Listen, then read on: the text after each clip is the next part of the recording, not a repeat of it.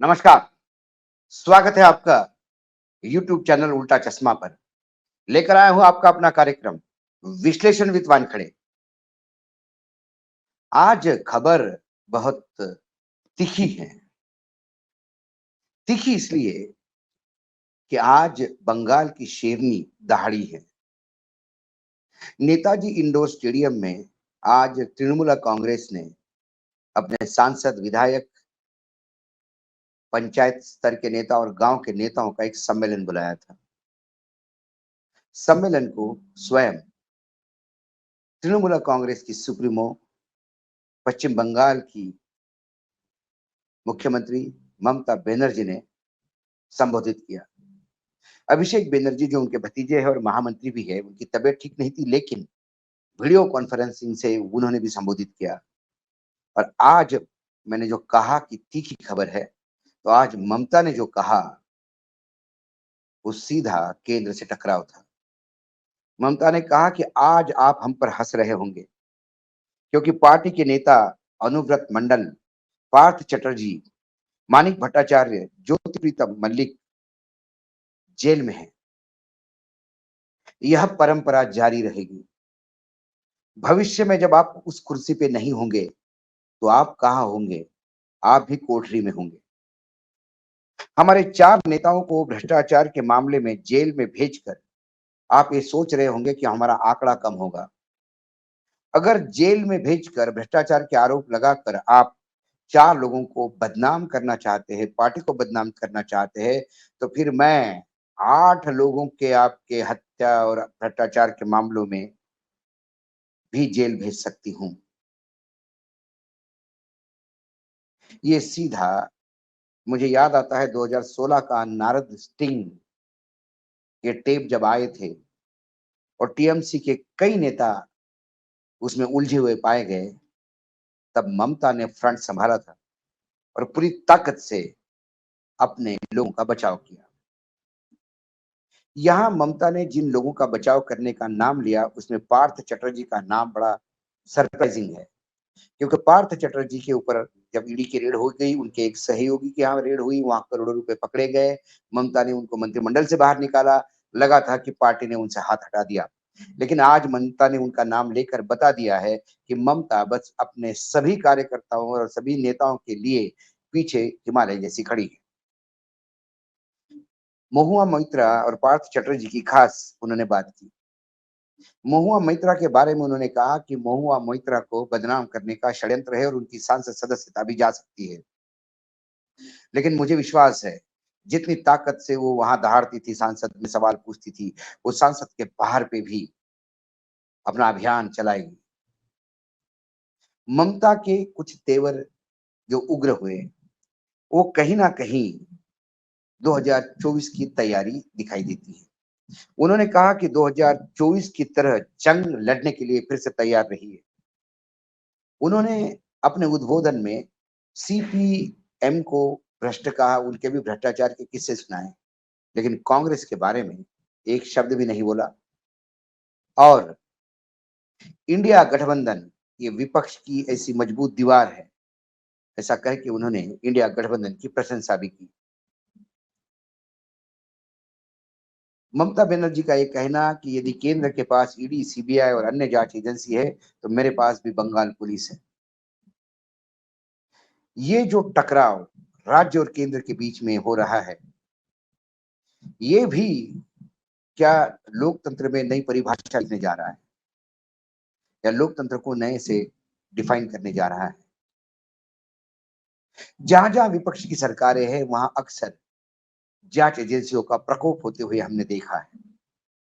और जो विपक्ष की सरकारें सत्ता पक्ष के साथ है केंद्र में, उन पे आंच नहीं आती। जैसे ओडिशा, यदि ओडिशा केंद्र के साथ समय समय पे साथ देता है लोकसभा या राज्यसभा में, तो वहां ईडी का प्रकोप नहीं है। जिस ईडी के और भ्रष्टाचार के मामले में आंध्र प्रदेश के रेड्डी साहब इन्वॉल्व थे, जगन रेड्डी, वहां ईडी का प्रकोप होते हुए दिखाई नहीं देता। जो ईडी पवार परिवार पे टूट पड़ी थी, 1450 करोड़ रुपए के एसेट्स, अजित पवार और उनके रिलेटिव्स के जब्त किए थे, वो अजित पवार साथ आने पे ईडी चुप हो गई। ईडी के जो रेड्स हुई हसन मुशर्रफ पे, उनको अब कैबिनेट में मंत्री बनाया गया है और उसके बारे में ईडी मौन है। जिस सचिन जोशी को ईडी ने नोटिस दिया था और वो भाग गए थे, उन्हीं के आका शिवसेना के तत्कालीन बड़े कद्दावर नेता आदरणीय शिंदे जी अब महाराष्ट्र के मुख्यमंत्री है, क्योंकि उन्होंने भी शिवसेना को तोड़ के बीजेपी का साथ दिया।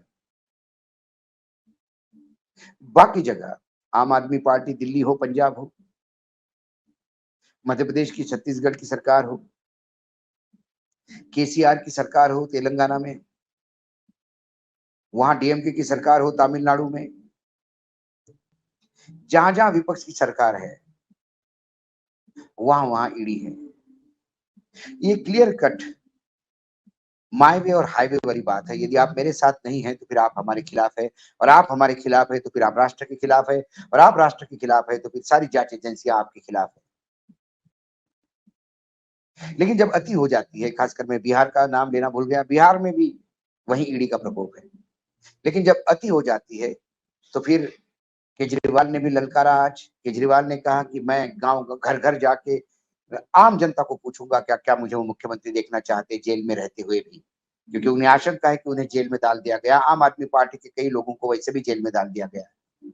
ये तमाम चीजें जो सामने आती है, ये इसी तरह दिखाती है कि अब वो विपक्षी दल जो ईडी के वजह से टूट गए वो टूट गए, जो डर गए वो मर गए, और जो नहीं डरे, जैसा कि राहुल गांधी ने कहा कि डरो मत, और जो नहीं डरे उन्हें डर के आगे जीत दिखाई दे रही है। इसीलिए ममता ने कहा कि 2024 की तैयारी करिए, 2021 जैसी रण लड़ना है, और कोई भ्रष्ट नहीं है जो सिर्फ आरोप लगा के अंदर कर रहे हैं, ये बदला लेने की भाव कर रहे और हमें बर्बाद करने की स्थिति में है।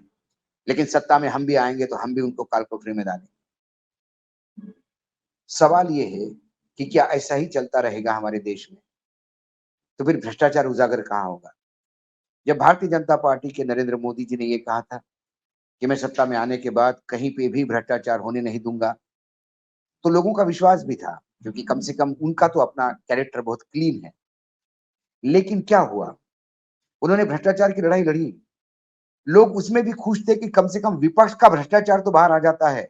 जब बीजेपी सत्ता से जाएगी तो विपक्ष बीजेपी वालों का भ्रष्टाचार बाहर निकालेगी, और ऐसा करते करते कम से कम देश में एक सफाई तो होगी।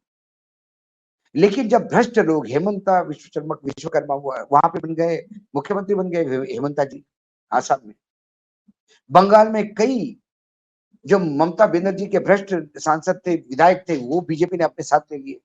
महाराष्ट्र में तो पूरी भ्रष्ट फौजी अपने साथ में ले ली।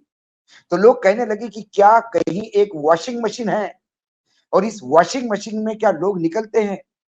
तो ममता ने आज भी कहा कि आपके वॉशिंग मशीन में तो भ्रष्टाचार धुलता होगा, मेरे वॉशिंग मशीन में कोई किसी का भ्रष्टाचार धुलेगा नहीं, और जो भ्रष्ट है वो जेल जाएगा।